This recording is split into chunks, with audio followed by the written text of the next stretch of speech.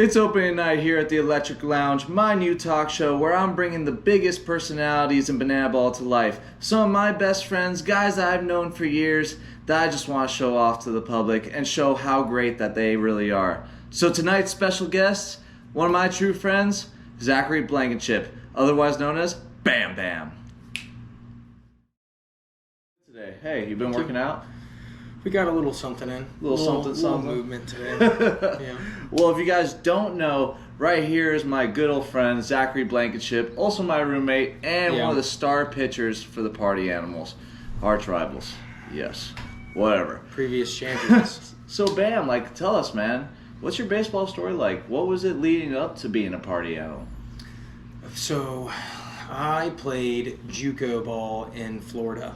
I actually got my opportunity to play in JUCO. It was a walk-on my freshman year. Nice. And it was the very last game of my senior year. Really? The very last game we played that I got this offer. Oh, so my gosh. I thought baseball was over. Yeah. Look at you, dude. And so he and Ross Jones had come for the other guy. All right. Mitch Campion, who was also a stud. He's like a 6'4" righty with a splitter. He was throwing low 90s in high school. This dude was crazy. And I just had a really good game, and I crafted my way around there, and because I'd torn my labrum the year before, so we were still, trying to get back. And Jones was like, "Okay, cool, nice little lefty. You got to walk on if you want." So did that, and then that was kind of where I was. You became a JUCO bandit, and that's when I kind of got into the lifting and stuff too. Yeah, and I was like, it's usually where it happens. I mean, in JUCO, all those guys are always ripped. Some of the biggest that I've ever played with on the field. And, I mean, credits to you right there, because that's where you make all your grind happen, is right in JUCO ball, because you're right there fighting for a spot, always trying to get to the next level. That's what made me, start to really like baseball more, too, because I was like, I could beat people here. Definitely. I was like, I can do the training part. I was like, for sure. That's cool. But then after JUCO, ended up going to Valdosta State for a few years, did COVID there. Then I went to the Frontier League and tried out, and did not make the cut. Got released on the last day. It was like, oh shucks, happens, and went over to the USPBL. Yes, sir. And that's when I found out that you and Tanner were coming there too. I knew Tanner was coming. I did not know that you were coming. Yeah, it was just a late little surprise. We both wanted to give it a little shot. It was, and that was so cool because I was in spring training. And then these guys showed up, and I was like, no way. So two of my boys, and we had such a fun year that year. Yeah. And then I started off the year last year in the Frontier and played with the Washington Wild Things, and then with the St. Louis Grizzlies, and then ended up getting released again. And that's when I was close to y'all in Indy, and talked to my boy Barry. Barry is the man, the tank, gets everything done.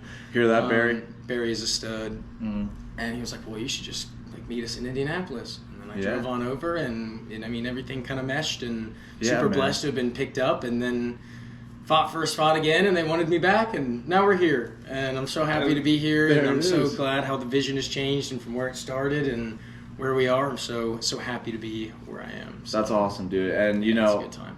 I, for one, I think I could say it for the whole organization that we're happy to have you, man. Well, thank you. You are one of the most fans-first people that I have ever met, and you have just become a part of this. Well, thank you. It's motivating to be around other fans-first people, because it's I don't know, I like to win, too. So of course. Even when I see someone being nice, I want nothing from it, but I still want to beat you a little bit. Yeah. So it's we're always trying to be the good guy and the bad guy. Yeah, good guy and the bad guy. I like it. Yeah, it works perfectly with your personality and your nickname, BamBam. True. It goes right with that party animal vibe. We even got some animals up on the screen. We do. Some goats. But how'd you get that name, BamBam? So when I was a kid, there's kind of two stories to it. It was my dad's nickname that his best friend gave him as well, and then he gave it to me. But I kind of fit the vibe because my parents own a furniture store, Would You Furniture. It's really good real wood furniture if you ever need anything, and vintage one. Gotta get that good wood. Flipping on, gotta get that good wood. Absolutely. They should do some if I talk to my dad about doing a baseball bat, he'd probably do some kind of that would real be wood sick. baseball bat. Okay. He'll watch this, so I'll have to let him know. Man, could you imagine? You could probably and get you can finish it. We have one. all the finishings, like like all the different stains and stuff. You could stain it however you wanted, dude. Mm-hmm. I got my boy Daryl back home who stains. He's crazy. Crazy good at it. Okay. We could stain some bats. Yeah. So was that like the leg of a chair or something? So was that it? No. So it just started in the. Daryl seems cool though. This is a big wraparound. Big wraparound. So, thing in the furniture store. When I was a kid, I would always take my toys and would just bang them on the furniture, like BamBam from like BamBam. Yeah. Just always banging the furniture. And then as I started to grow up and play sports, I was always a heftier, huskier child. Okay. And when we came to football, I hit pretty hard, and I liked to hit people because of the physical contact. I liked that. And so BamBam just stuck after that. And then Tanner has a funny story about that. I don't even really remember it, but apparently I smoked Tanner. Like while we were playing football. Like he was on the other team, like running. Yeah, I don't even remember hitting Tanner. But apparently I played against Tanner and he remembers it, and I was like, okay, like I just laid him out. I'm not gonna say that. You got to hear Tanner tell the story. I'm not saying anything. All right, Tanner, when you come on here, we're gonna have to hear it. It's a great funny story. I love Tanner. Tanner is the man, dude. And where'd you guys start that relationship from? I mean, you guys have been friends forever, right? First grade. Yeah. In Fleming Island. Yeah. Oh my gosh. Good old Jacksonville. It was, and then he left for a bit, and then I started playing against him in travel ball. And I do remember he struck me out. He was on the mound and he pitched too, and I was never the best hitter. Okay, I'm not gonna say that I was. I had some power. What it is. Us pitchers, we get our shot, we try our best, and then we gotta see if it pays out. I had some power every now and then, but like it wasn't. Yeah. Whatever. And I do remember him striking me out, and it pissed me off so much that I remember him throwing. Like that's a picture I remember, because then I played against him or like with him in middle school, and then since then we just always. Yeah, you guys have just been there together, side by side, going to the different levels, playing against each other. I mean, when I was at TCC, I remember playing against you, man. It was fun. That was fun. Seeing that, sibling kind of brother rivalry that goes on between me and you, Tanner and the three, And every offseason, awesome. I go home and he's my throwing partner. Yeah. It just creates a better friendship, going for the future, and makes you a better competitor when you go out there on the field. No, I agree. But, man, baseball has been a big part of your life, Bam. Now, what would you say has been the biggest challenge in your life, being baseball or without baseball? Probably tearing my labrum. That was a big mental switch for me. And I'm kind of lucky it happened early, because I guess God works in very strange ways, but I think it gave me enough time to smack me on the wrist and then to recover, and then gave me time to build, and now I'm here where I am now, still throwing a baseball. But that takeaway of baseball is not who I am. I play baseball. Yes. Like that changed, because in high school, when you start having success, or you have success at an early age, sometimes you think that that's who you are. You're like, I am baseball. You're always it's your first thing you obsess over. You know what I mean? Was baseball. So that's it's a lifestyle when you're growing up. Exactly. So you get devoted to that, and then it just ties in all the pressure and everything, and hurting myself and having to recover from that, and that also tied in with the strength stuff I enjoy to do, because then I had to learn my shoulder, and just because you hurt your shoulder, then it's gonna things in your shoulder blade get tight when you're learning how to throw again. So you have to learn the whole anatomy, or I wanted to, because I'm a very thorough person. To take care of that effectively. Exactly. And so it just that was the biggest thing leading forward. And then it doesn't flare up anymore, but retaining or gaining the strength back to get back, because there were I think the odds 75% never get back to the velo they were beforehand, and that's pretty crazy. And so to be back now more velo than I had before is pretty cool thing. It's a blessing. Praise God, love him. Yeah, super just stoked to be here. So honestly, it's kind of like a blessing in disguise if you think about it, because you getting hurt, yes, that kept you away from baseball, but you were able to learn so much more about what your passion was in life and about working out, learning the body, and seeing how to get that body better and able to take care of itself so stuff like that doesn't happen in the future, and so you can compete at a higher level. And, dude, and my spirit, to be honest. Yeah? Because, like, in that year where I couldn't have baseball, and all I was doing was working out, doing legs in the gym, and got in really good with Chris Breton, who's kind of a mentor of mine, and we did like a small group, and I got really deep into my faith as well. And I fully believe that I was putting baseball above Christ beforehand, and I think he gave me a little smack. A little smack, a little wake up. It was like, hey, like, you're giving attention to the wrong thing. Yeah. And so if he's got to take that away from you for a little bit, he's got to take that away from you. Like, I'm a very bullish Everything person. happens for a reason. I mean, that might have been the only reason that he got my attention. So yeah, that might have been the reason. But doing that, like, I helped out with some youth programs during there, like Soul in the City, and like it really just opened up my heart and changed that meaning behind the sport for me, like going forward. So that I think combined, and then going to JUCO, and then going after all of that, going through what I went through as the experience and bouncing around, like. Yeah. I don't know. We've just hardened the soul, and it's in a very good, calloused way. It makes you tougher. Yeah. It makes you tougher. That's what it is. The challenges you go through with life, it makes you mentally strong and makes you able to take on that next challenge that comes your way. Just little calluses. Little calluses, man. Yeah. Right on top of the surface. Man, so you love working out, love the body. Love baseball. We got the med ball over here too. Yeah, I mean, you have the med ball in the room. Which we got is a thick old med ball over here. Which now you and EJ will roll around with it too. All the time. So we're getting everybody it's been helping fit. me with my back. I'm getting my back cracked every time. I put about, 60 pounds? 150. 150 pounds? Yeah, 150. So it's makes a lot of sense why I couldn't pick it up. It's pretty earlier. Oh my gosh! I'm trying to get a bigger one. I kicked it and I thought my toe split in half.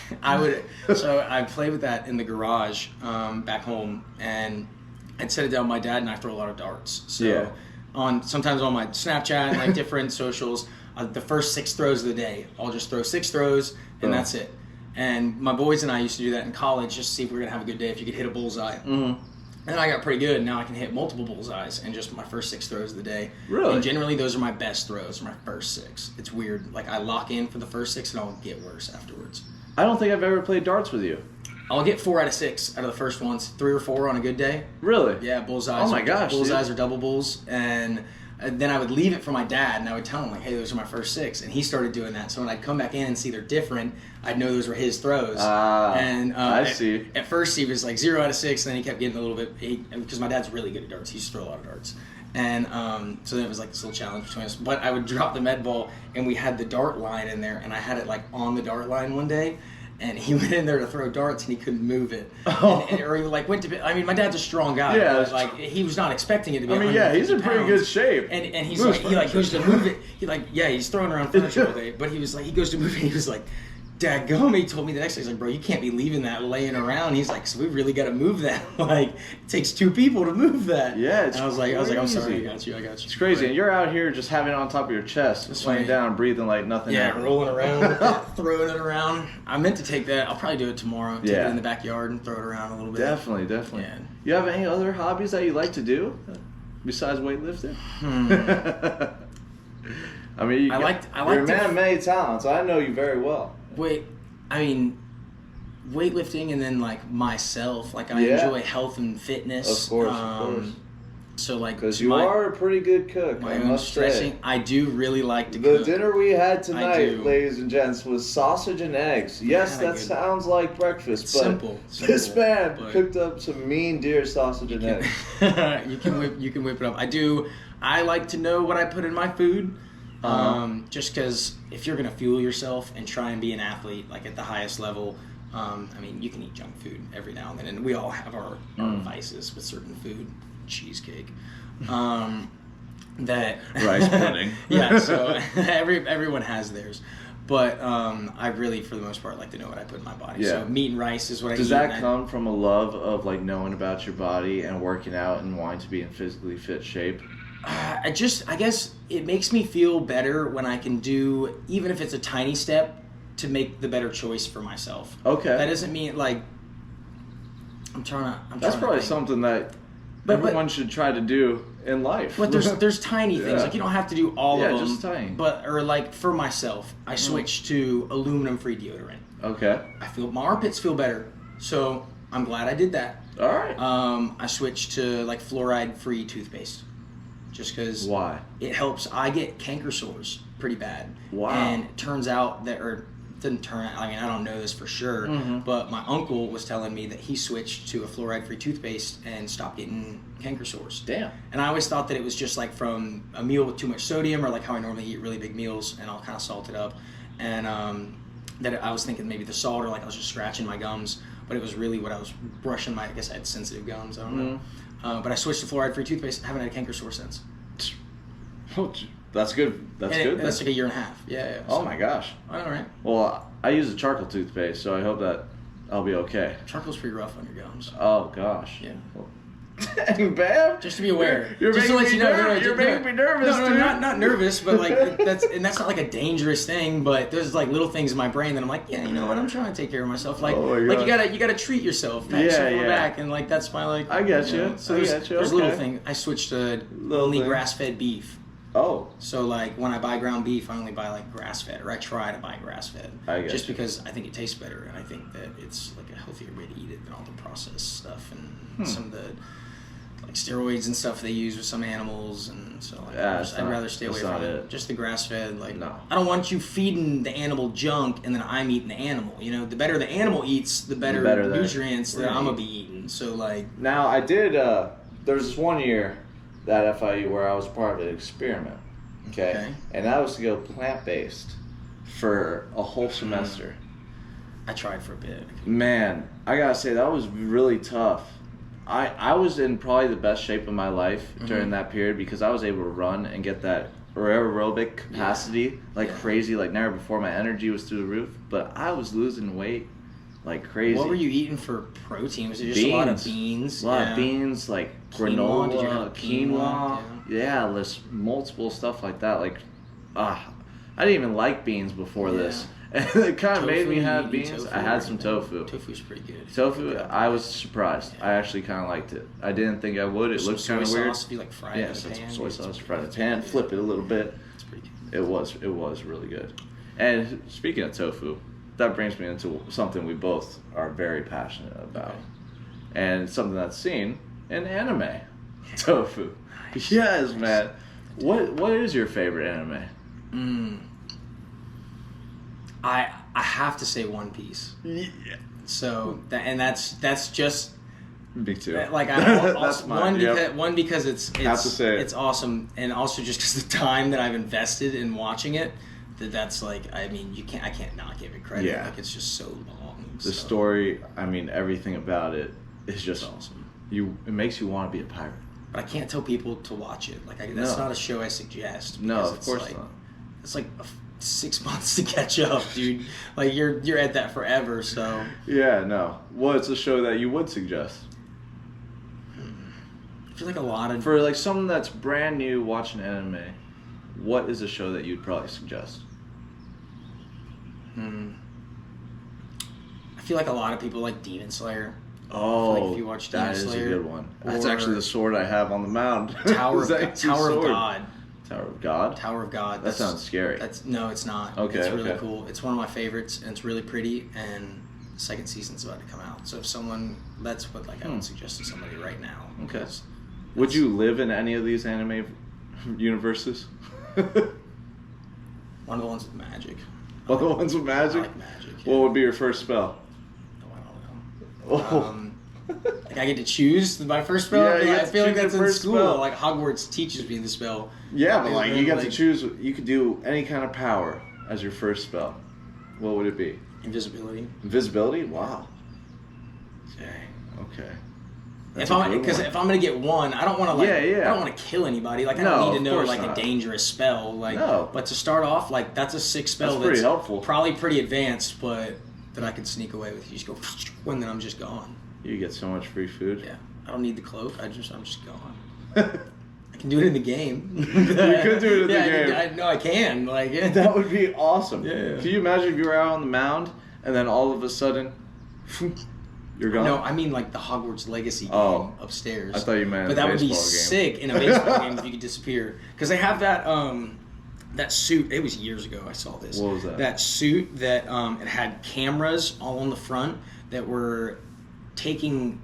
Or it was maybe cameras all around, and it was taking in the footage that it was getting from behind and then putting it on the front, so that this person could essentially walk behind something, and it was replicating what was behind them in front of them, essentially making them invisible.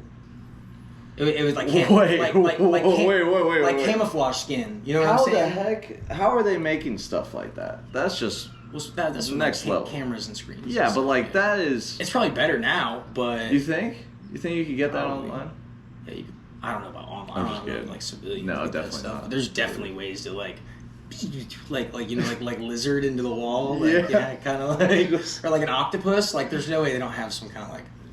Octopuses aren't real. They're aliens. We all know that. They could be.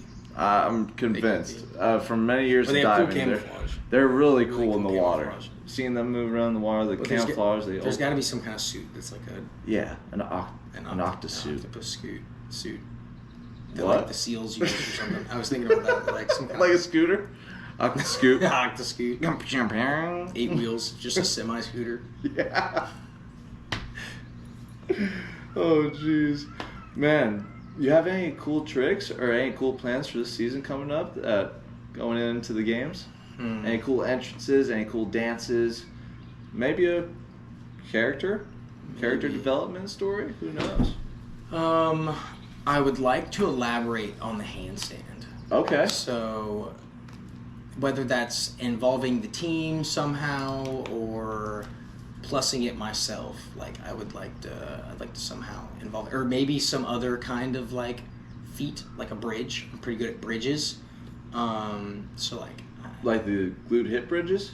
No, like a bridge, like where you go into a full like arch. Oh, into a full arch? Yeah. So like if I walk off the mountain like that.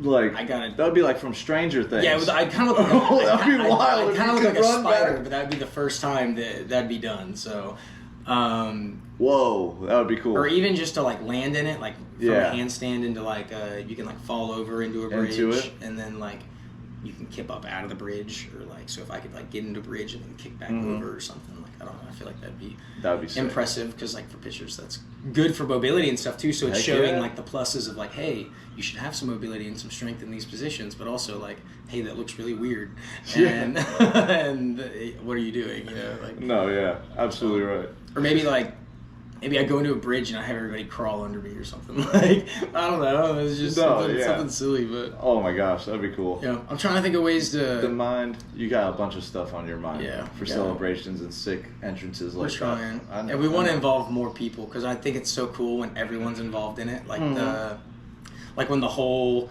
bullpen staff off to the side gets to get involved, like when we do bounce or something. That's so much fun when everyone's doing it, and to see like so I love that part. Not fun for us. The more people you get involved, the more fun it is. Yeah, sure. definitely. Yeah. That leads me. What was your favorite Banana Land memory so far last year? You were only with us for half the tour last year, but you still made a big impact. Being out there on the field every single moment. Thank you. Every single time I saw entertainment going on, you were right in the thick of it. Yeah. And I like to be dancing. Yeah, it's fun. It's fun to let loose and go do your thing. What was your favorite memory from that year? That's a tough question. It is. There's so many good things that happen. It had to have been Cooperstown. And I know it sounds like a story to say that, but like everything leading up to that, that was the pinnacle of the whole year. Oh my gosh. And for everybody, like there was just everyone. Like we love each other, but there was tension just everywhere because we knew that like that was the year on the line. Came down to the last game. And in that game, it was probably Vava's home run. Mm-hmm.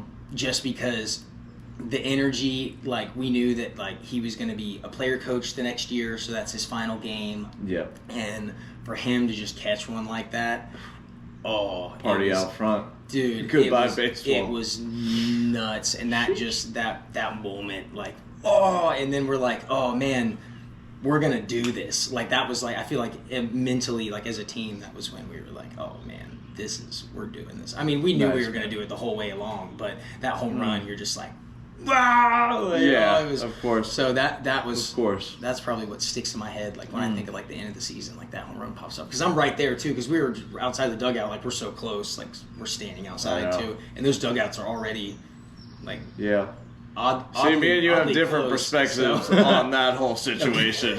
Because, man, that was tough for us. But, you know, it's baseball. Yeah, it is. At the end of the day, banana ball is still baseball at a more entertaining and faster rate. Yeah. That's what it is. And that game proves it. Fast is tough, dude. Fast is tough. Fast is tough. Smooth is fast, though.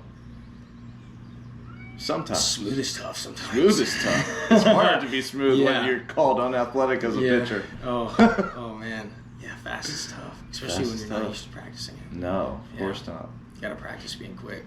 But hey, you ready to go fast? Yeah. Booyah. All right, people. Yeah, it's time now.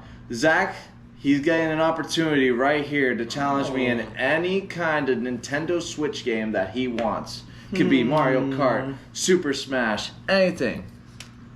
So let's go ahead and see our options. All right. I'm probably gonna go Smash. Smash. Yeah, I think that I can get a quick decision on this. Yeah, I think I'm going Smash. You're going Smash? Yeah. Let's do it then. While I'm loading this up, go ahead, tell the camera anything you got going on, Zach. Any content we need to be on the lookout for. Also, drop some of your handles, you know? All right. On TikTok, I am Z Blankenship, and on Instagram, I'm Zach.Blankenship37. I put out content of my training. I like to do weird things in my training because normal things are boring. Normal things are boring, yeah. So you can plus things and you can learn your limits and train your body. And so I just follow my journey doing that, and hopefully people enjoy it. I'm trying to spread some love and spread some smiles. I enjoy it. I love your content, man. Yeah, I love seeing the body. I love seeing how the body moves and how much stronger someone can get. And even just having fun with it. Like it doesn't have to be like strict stuff. So like training should be fun. So training like that's be fun. And you should enjoy. Should be something for everyone. You should enjoy and take pride in your health. So yeah, absolutely. Definitely. I love that. Game on, dude. Let's do it. Let's do it. All right. We're gonna shift this around a little bit. Shifting it around, people. It's time. It's time for Mr. Zach to go down. A, B, down. Okay. You got it? Yeah. Good. All right. I was using that little stick. We're going to go. Classic rules. 3 lives. Winner take all. Cool. Booyah. Let's do it. We got to go. I'll let you pick. Random battlefield. Guess once random. Yeah. Okay. Bam Bam's get it. That'll be Bam Bammed off this place. Huh. All right. I'm gonna be someone that I can be. Okay. I'm gonna be someone that I can be good with. I figured. I gotta be someone where I can hit you off that map. Let's do this. May the best man win. Yep, absolutely.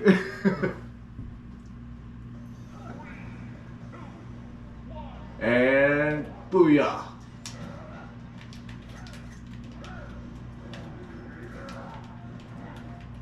Okay. Alright, so you definitely have played before, huh?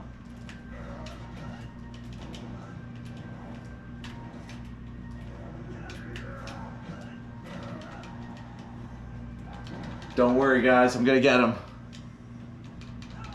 Yes, sir! That's 1 down. Uh-oh.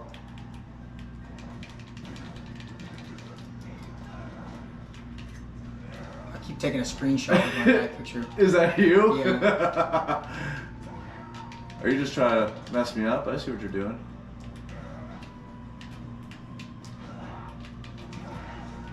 Oh, okay. Alright, so he's got me now in a chokehold.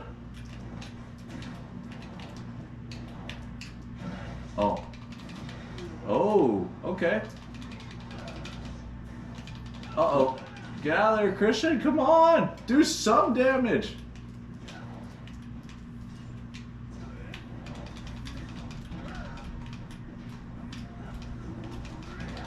Booyah. Me? Oh, I'm getting smoked. Oh, right here now. we go, people. Can we get a flawless victory right now? Uh-oh. And that's how I jinx it.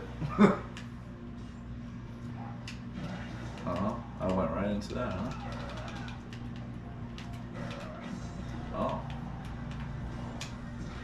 Oh, no. Oh, no. I'm trying my best. Oh, no. It comes down to the final life. How do you do this? Uh-oh. All right. So he obviously just needed to warm up, huh? And this might be the biggest choke ever.